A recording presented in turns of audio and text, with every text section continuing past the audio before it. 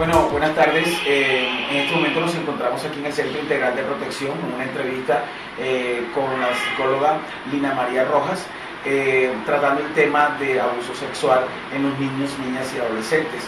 Entonces para nosotros es un placer contar con ella en este día. Le presento a mi compañera. Hola, soy Lilian y con mi compañera. Buenas tardes, mi nombre es Paola. Buenas tardes, mi nombre es Lina María Rojas, soy psicóloga. Ya como lo expresó Víctor, trabajo en el Centro Integral de Protección en el tema de restablecimiento de derechos ya desde hace unos años y pues estoy dispuesta a las preguntas que me van a hacer. Ok, bueno, Lina, ¿cuáles consideras tú que son los signos que debe presentar un niño para darnos cuenta de que está siendo abusado sexual o físicamente? Bueno, realmente, pues como todas las personas son diferentes, evidentemente sí existen algunas condiciones. Cuando los niños están siendo abusados física o sexualmente, bueno, tenemos de fondo además una niña que está en un momento de crisis, evidentemente estamos en un lugar con niños. Hay varios síntomas que son evidentes y que son importantes de reconocer. No todos los síntomas, además, que voy a nombrar a continuación, significan que sean necesariamente abusos, ¿sí? O sea, también hay otras cosas que uno debe ahondar. Creo que como psicólogo lo más importante es ser muy observador y perceptivo con los niños y con las personas alrededor. Pero normalmente, que son como las características más generales, serían como ensimismamiento, silencio, apatía a relacionarse con los demás, o agresión también física hacia otros niños o niñas,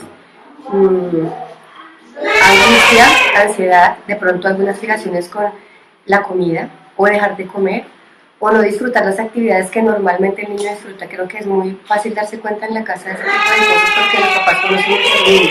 Cuando tienen una buena relación, cualquier cambio cotidiano, claro, teniendo en cuenta más que los niños cambian todo el tiempo, pero cualquier cambio abrupto que genere poca satisfacción en el niño y no una expresión espontánea de las cosas como anteriormente sucedían, creo que es un signo como de alerta para determinar cualquier situación que se trate de niño. O sea, ¿cuál sería como el enfoque o lo que nosotros deberíamos tener en cuenta si nosotros fuéramos un psicólogo como tú, en una institución como tú, para afectar niños que han sido abusados, que han sido violentados? Correcto. Bueno, básicamente yo diría, Víctor, que ser psicólogo es una responsabilidad muy grande. Sí, finalmente uno no puede tampoco poner de sí mismo esas ansiedades que tiene hacia los demás. Eso creo que inicialmente yo pienso que la primera situación sería como ser humano, saber qué clase de persona eres y qué puedes aportar, porque la idea es dar lo mejor de ti, ¿sí? Obviamente todos tenemos dificultades en muchas situaciones de nuestras vidas. Creo que lo importante es abordarlas y ser consciente de ellas para que eso no afecte a los demás, nuestras angustias, nuestras ansiedades y nuestros miedos. Pienso que sería el primero. Y el trabajo con niños es espontáneo, los niños son espontáneos, los niños son absolutamente auténticos. Creo que lo más importante es disfrutarlo. Creo que es poder tener la capacidad de conocerlos, de saber cómo es cada niño, de saber de qué manera expresan cosas, porque todos se expresan de manera diferente. Es estar atento, es observar y estar dispuesto a tener la capacidad de estar, yo digo siempre con los brazos abiertos, escuchando, viendo, observando, esperando qué van a decir. Creo que cualquier cambio de esas, uno también, cualquier cambio de relación o en la forma de expresión es importante poderlo ver. No nos las tenemos que saber todas, simplemente estar ahí, estar dispuestos. Eso es. Digamos, en el caso de un niño que es maltratado, ¿cómo puede uno identificar que el padre o el tutor que está cuidando a ese niño es quien violenta o quien abusa del niño? ¿Cómo identificar si de pronto el niño por miedo no habla? ¿Cómo identificar que esa persona está abusando del niño?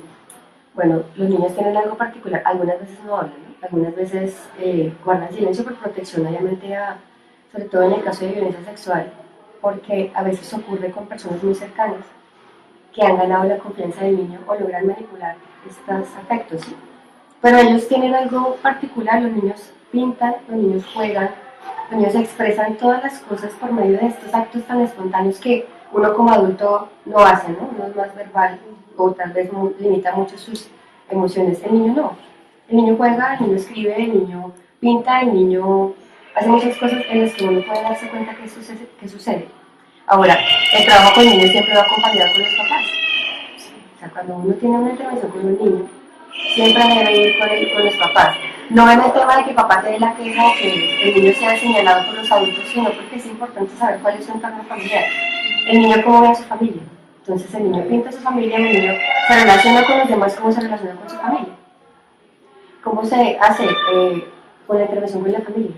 O sea, tú vas a ver que el niño poco a poco, por medio de juego, dibujos o el acercamiento, el vínculo que tú generes con él, va mencionando, ¿sí? Poco a poco.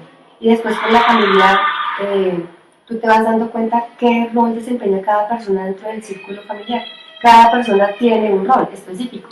Entonces, creo que por medio de la entrevista, la intervención, la perspicacia, la sagacidad que puedas tener en las entrevistas y la manera de relacionarte, vas notando, obviamente. También nos equivocamos, ¿sí? Pero pues hay cosas, hay signos, hay detalles que uno une, uno ata cabos. Entonces, por medio de esa ata de cabos también hace después, vuelve otra vez a entrevista con el niño hasta que logra tener un mapa, un croquis, con mucha paciencia, sobre todo. ¿Qué crees tú que como padres o adultos debemos hacer para prevenir el abuso de los niños? Es una vaina difícil. Creo que es una de las cosas más preocupantes con respecto al tema de los niños, como son tan vulnerables, los adultos aprovechan, ¿sí? No es tan fácil, uno como papá quiere tenerlos protegidos, ¿sí? Creo que es muy angustiante el tema en ese momento. Existen muchas dinámicas sociales que permiten la protección al niño porque ahora se da mucho más que antes, ¿verdad? Pero creo que lo más importante es estar con el niño atento a todo, o sea, protegerlo de verdad, observarlo, saber con qué personas se relaciona, tener muy buen ojo para saber en qué colegio lo vas a mandar, quién va a ser el cuidador, por qué lo va a... O sea, creo que esas cosas como papás son importantes. Ahora, la violencia física genera más violencia física, ¿no? Y los niños abusados también de alguna forma, si no se hace un buen trabajo, terminan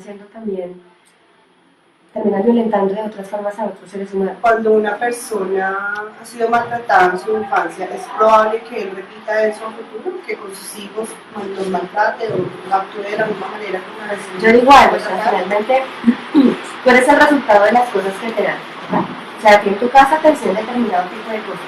Tú las aprendes en tu casa, por eso el lema de 0 a siempre, sí, que es 0 a 5, porque de 0 a 5 años, si consideran algunos psicólogos, por lo menos en mi caso, en información psicoanalítica, consideramos que de 0 a 5 años es que se forjan las bases de la personalidad.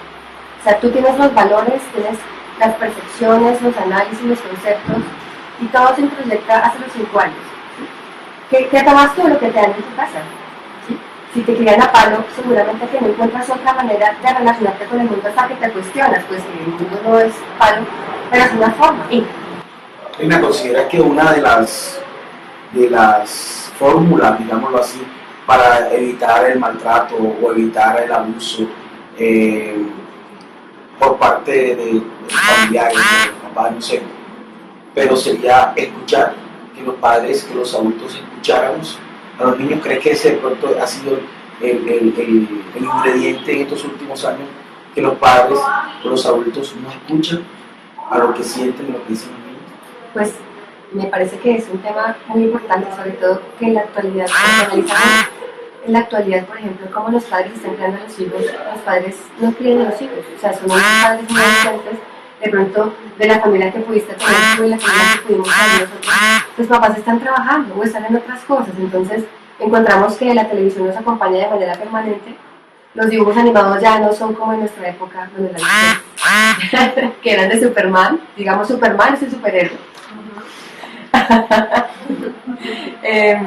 Ahora encontramos que el Ben 10 que es un niño, porque ya no tenemos un referente de adultez, ¿sí? Ya los niños están haciendo sus propios imaginarios, y como un niño cría a otro, ¿cómo lo cría el papá? O sea, el hermano mayor criando al pequeño, ¿cómo lo cría? Pues hace igual que hace la mamá, él no tiene conciencia de eso, igual que un niño criando a otro niño, no existe un desarrollo de una conciencia, de una adultez, de un respeto, pues que uno genera con los años.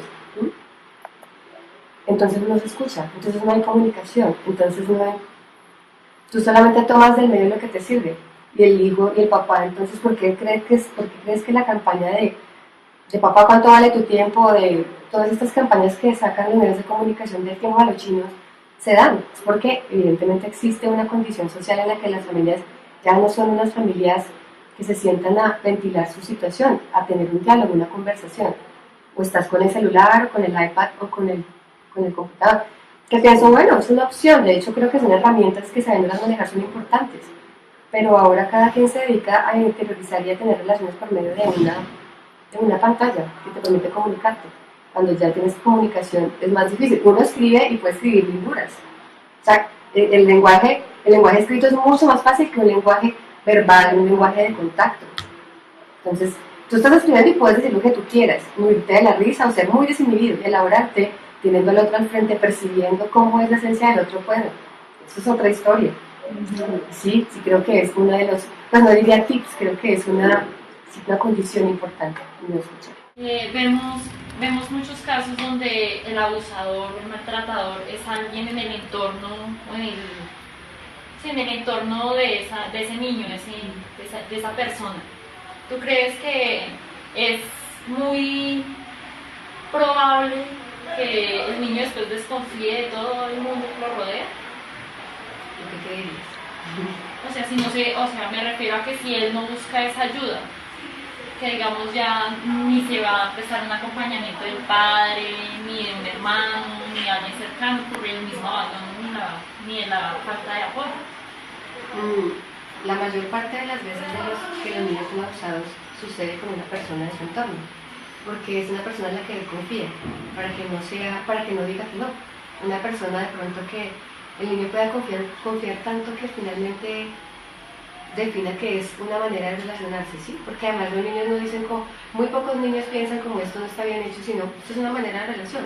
Cuando empiezan muy pequeños, sienten que esa es la manera que se debe relacionar con el entorno, sobre todo cuando sucede con su padre, sus tíos, con personas muy diferentes. Por supuesto que puede llegar, o sea, es que están transgrediendo tu confianza y también transgreden el significado del concepto que pueda tener la protección, porque aquel que te protege o frente a quien tú confiabas o frente a quien tú sentías cierta tranquilidad, abusó de eso, o sea, lo violentó. Entonces es una desorganización mental. Al final el niño dice, ¿cómo así? Entonces no entiendo. Sí, o sea, esto está mal, pero entonces existe toda una elaboración nuevamente de las ideas. Ahora, si la familia no hace nada, el niño termina diciendo de alguna manera porque en algún momento tiene que expresarlo. Es tan doloroso, es tanta la culpa que además él siente porque ya no es su culpa, que termina expresando. Si la familia no le presta atención, eso sí es una situación muy grave. Es difícil, sucede además, pero es difícil. Bueno, Lina, entendemos que es un tema complejo, aborda muchísimas más cosas, no solamente es el maltrato sexual, vemos el maltrato físico y últimamente estamos hablando mucho del bullying, que es el maltrato que ejercen sobre los niños en la escuela. Le agradecemos mucho por habernos atendido, por resolver las dudas e inquietudes que tuvimos. Y pues esperamos que lo que tú nos aportaste hoy sea de gran ayuda para nuestra formación profesional y pues esperamos hacer una labor igual o mucho mejor a la que tú estás haciendo en este momento. Sí, muchas gracias. Bueno, pues nada, les hago con mucho gusto y también les agradezco a ustedes las preguntas. Igual todo el mundo piensa diferente con respecto a este tema. Este tema, como tú lo dices, surgen muchas otras preguntas. Trabajar con ellos es una responsabilidad enorme. Y pues nada, la idea es que ustedes puedan simplemente ser y les deseo muchos éxitos. Muchas gracias.